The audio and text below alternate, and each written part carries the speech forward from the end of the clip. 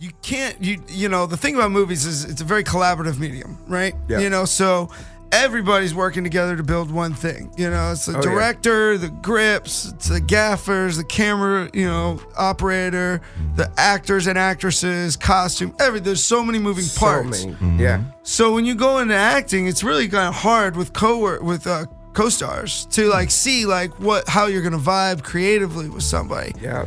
Do you have like anything that you think are like good tricks to like maybe like break ice and kind of like go into a creative setting? Is it more like case by case basis? Yeah, I go case by case because everything's so different. I went from that set and, you know, Anna Lynn McCord and that dynamic to the next one I shot was Gotti with John, and I'm one-on-one with John Travolta. So it wasn't, me and Travolta didn't like prepare together before. I can't imagine he was like, come to my trailer for an hour while we run lines. Exactly. No, it wasn't like that at all. So with Anna Lynn, for example, we were getting hair and makeup done together.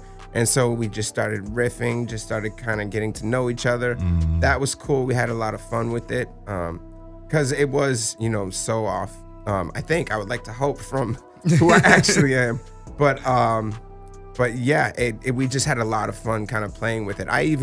When I was preparing, it was like the night before my first day, and me and my girl were at the Gansevoort Hotel in New York City, and we just went down to grab a drink and just, you know, talk and just kick it because they have a beautiful bar down there. So we're hanging out, and I just decide, like, look, I'm not even gonna let her know. I'm just gonna kind of jump into character that I've been preparing in my head and alone, you know, but I haven't sprung it on anyone.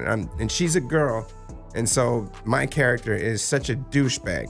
He's so mean to women. So it was like, I hate it, but I gotta do it. And she didn't understand at first. She was so confused, like, what just happened? Like, what happened? I don't know this person. Like, what is going on? And then, like, it got, like, really intense. And I was like, okay, babe, I was just acting. I was just trying to prepare. You were part of this whole thing. And I didn't want to, like, prep you for it because then you know. Yeah. So I wanted to just jump into it and get your natural reaction off of, if someone's a douchebag to you, like, how are you really going to feel, you know? Yeah. So, that's method research right there, baby. Dude, that's how you know you acting good. When people believe that shit, like, what the fuck? Like, he's wow. And then I bought her a really nice dinner to make up for it. For sure. Yeah, for that's sure. Right, yeah. that's right. Yeah. Well done. Gentleman and scholar. Thank you. Well, yeah, man. I mean, you know, so having worked on now, you know, these bigger movies and stuff, what do you think is like the main difference from an acting perspective that you can maybe like offer some insight to some people out there who are still like coming up in the industry or like maybe just getting started, like maybe a difference between doing something smaller, doing something big, or maybe something to think about and prepare for to help, you know, get you more prepared to do that kind of work and bigger budget stuff? Yeah. So I guess the best way for me to explain it is experience. Honestly, I mean, if you can get on a set as a PA, as like a larger set, if you want to act, for example, if you can just get on a larger set and see what the feel is like, because your first feature that you jump into, for example, if you're transforming from, you know, smaller budget films to large features, you don't get much preparation. You jump right in as an actor, you know. So that first day, your first shoot, it's like you're in motion. You got to ask a lot of people that you know who have done it before, get everyone's advice, learn all your sides and everything. And it's not, and for people who maybe have trouble with memory and memorizing lines, for example, they do approach these things, you know, scene by scene. So you have time to prepare each of the scenes. So it's not crazy amount of dialogue for each one. So it's doable, but you just have the experience. So like my next feature that I do, you know, I feel like I'm, you know, in my zone when I hit features now. But, you know, I just know it because I did 3 already. But that first one, it's always like I had I had Mike Hermosa and Mickey Gooch were on set, for example. Nice. So I had some friends. Yeah, it's good on coaches set. because Mickey's a fabulous actor, so I know he had some good tips for you. Exactly. And Mickey had done a bunch of features prior to me doing this, and so that was great.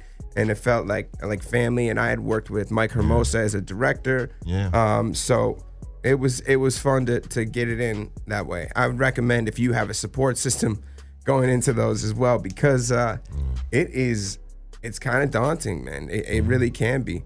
I remember Kevin Connolly, who is from Entourage. Yeah, he's absolutely. He's the one who directed the Gotti film. Right, of course. So when I was sitting down with him, talking about my character, talking about like the whole thing, what's going down, he told me a story. He's like, it always happens. He's like, you are going to be acting one-on-one with John Travolta. So you just got to know that you're going to slip up here or there. Just keep it going, no matter what. Like, keep it flowing. You know, don't do an amateur move where you like need a cut and then go back, because pros like that don't work like that. And he told me a story when he was on this movie John Q with Denzel Washington. Yeah, that was the shit. Yeah, that was one of his first like big moments with a one-on-one like A-lister, because he had acted and he did a bunch of stuff, but he was like, it happens to everybody. He's like, Denzel came out around the corner and I just blanked. Just straight up blanked. Bro, And you he's got like, fucking Denzel Washington just like walking on set, like intimidating as fuck, because he's Denzel. 'Cause he is. So He much is. presence coming in the room and Right, shit. right, exactly. And I'm sure John, I mean, what do you think? Just John like that too? Dude, Travolta, he was amazing, so much fun to work with. But he is a presence, especially because he's playing John Gotti. Oh, fuck. he's So, in yeah. that He was headspace. cold. And I'm sure he looked like it too, dude. I've seen those pictures. Yeah, absolutely. man. Mike actually showed me pictures from set when he got back. Yeah. So he was like, yo, we were at the office and like he was like, hey, yo, come look at this, blah, blah, blah. And I was like, whoa, motherfucker. I was like, that would be so crazy to see him walk out in his gangster garb, like in his costume and hair and makeup done. Yep. And dude, it was insane. That whole set, that whole experience was the craziest set that I've ever been on. Nice. Because you had, first of all, there were so many producers tied to it, because that movie was trying to get done so many different times and so many names attached to it. So there's like a ton of producers. You got like 15 producers, and then you got the mob. You literally have the mob right there. So there's like a tent right next to. What were they? Consultants? We were freaking creative consultants. Oh man! Well, they brought him on The Sopranos as well. Yeah, I'm sure they did. I'm sure they did, because you need that type of content. 100%, dude. And also, you don't want to fucking die. Hey, director, you fuck some shit up, portray it wrong. You're like, yo, PA, start my car. No good. Oh my God. But it was a wild like circus, because there were just so many different camps of people. And then literally it's like John Gotti Jr. is like right next to Kevin Connolly, like watching the monitor. After my scene, I walk over to them. It was surreal. And like his niece and like they were all there. Yeah. And they were all in like the fur coats, and they had their old Cadillacs like all lined up. And I was on the part that shot in New York City. They shot most of the movie in Cincinnati, Ohio. Right. So I was on the New York part. So that was like, we were at Sparks Steakhouse. Yeah, you're in the thick of it where everything went down. Everything went down. Yeah. Like, Yeah. people were that's saying dope. there's blood on these sidewalks, like legit. So that was dope. Well, you can't get much more method than that, ladies and gentlemen. Right. Stepping right back into the shoes of those who have walked. Right. seriously.